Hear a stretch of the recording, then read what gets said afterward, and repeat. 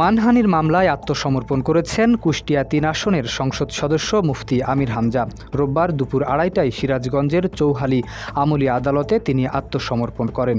মামলা সূত্রে জানা যায়, বিদ্যুৎ, জ্বালানি ও খনিজ সম্পদ মন্ত্রী এবং বিএনপির স্থায়ী কমিটির সদস্য ইকবাল হাসান মাহমুদ টুকুকে নাস্তিক ও ইসলাম বিদ্বেষী আখ্যা দিয়ে তার সম্মানহানি করা হয়েছে। এরই প্রেক্ষিতে দায়ের করা মামলায় আদালত সমন জারি করে ২১ এপ্রিল তাকে হাজির হওয়ার নির্দেশ দেন।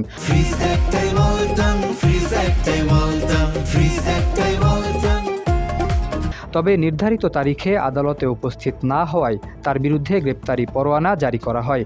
এরপরও হাজির না হওয়ায় মামলার আইনি প্রক্রিয়া আরও এগিয়ে যায়। পরবর্তীতে গত ১৭ মে সিরাজগঞ্জের অতিরিক্ত চিফ জুডিশিয়াল ম্যাজিস্ট্রেট আদালতের বিচারক সুমন কর্মকার তার বিরুদ্ধে পত্রিকায় বিজ্ঞপ্তি প্রকাশের নির্দেশ দেন। আদালতে আত্মসমর্পণ ও জামিন আবেদনকে ঘিরে নতুন মোড় নিতে পারে মামলাটি। আদালত কী সিদ্ধান্ত দেন সেদিকেই নজর সংশ্লিষ্টদের।